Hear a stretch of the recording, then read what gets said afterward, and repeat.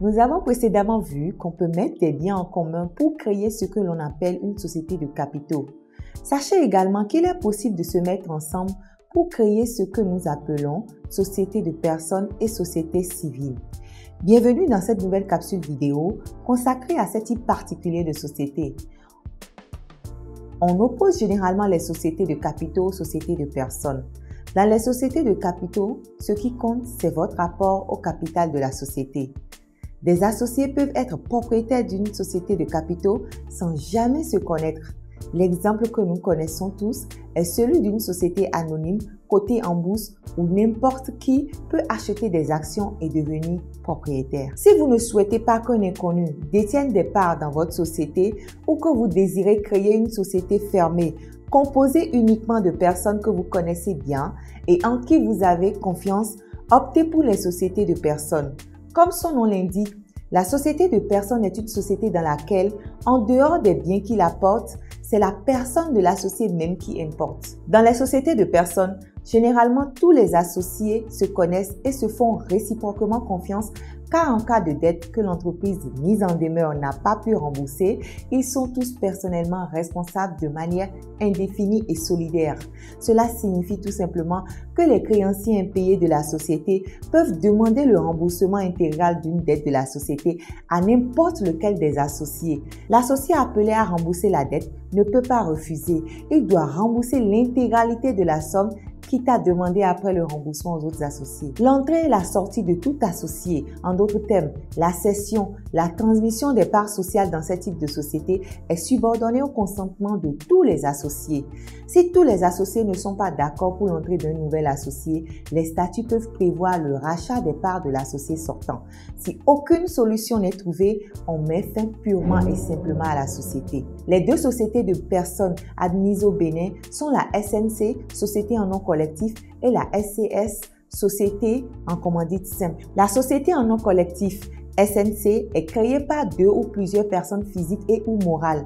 Les associés dans une telle société doivent avoir la capacité de faire du commerce conformément à la législation en vigueur.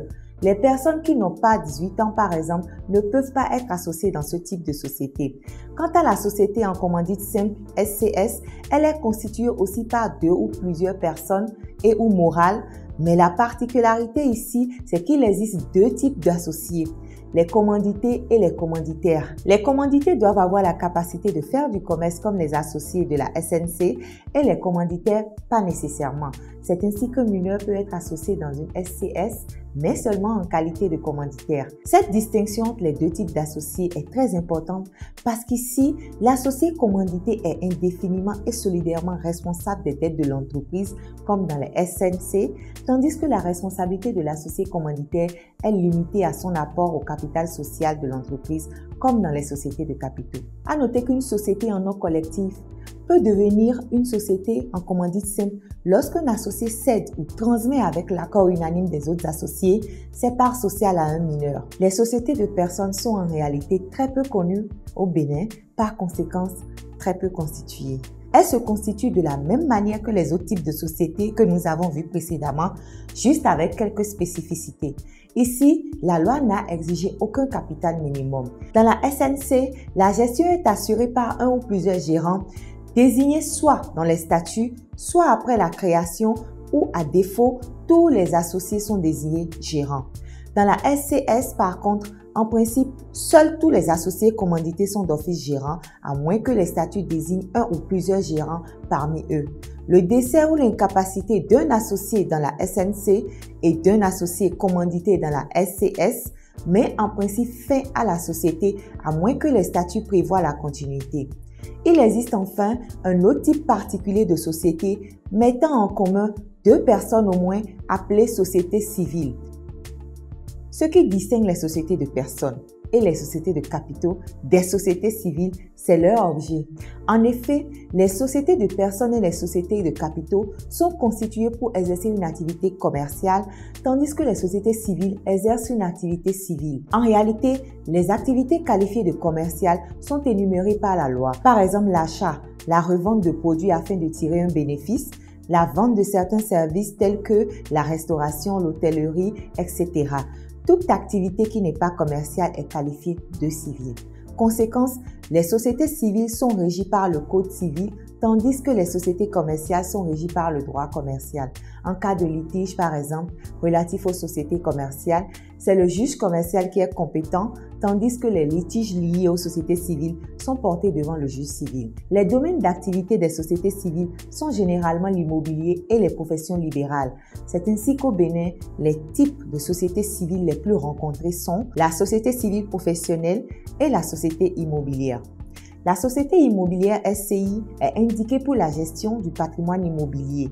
Si vous avez par exemple le souhait d'acheter des biens immobiliers en commun avec plusieurs personnes ou que vous êtes propriétaire de plusieurs immeubles et vous souhaitez faciliter la transmission de votre patrimoine à vos héritiers afin d'éviter les effets de l'indivision, il est conseillé de créer une société civile immobilière pour une meilleure gestion de vos biens. La société civile immobilière est aussi indiquée pour un chef d'entreprise qui veut séparer son activité économique des locaux d'exploitation qu'il souhaite conserver dans son patrimoine privé pour les protéger. L'intérêt principal dans ce type de société réside dans l'organisation et la transmission du patrimoine.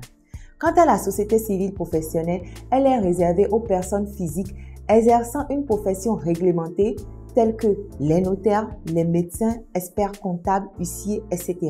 Cette structure leur permet de se regrouper entre professionnels, de mettre en commun les moyens financiers et matériels de fonctionnement afin de partager les bénéfices résultant de cette activité. Quand on débute en profession libérale, la SCP permet de se lancer avec un investissement peu important. Elle se caractérise par sa liberté de fonctionnement, le respect du principe d'indépendance de ses membres.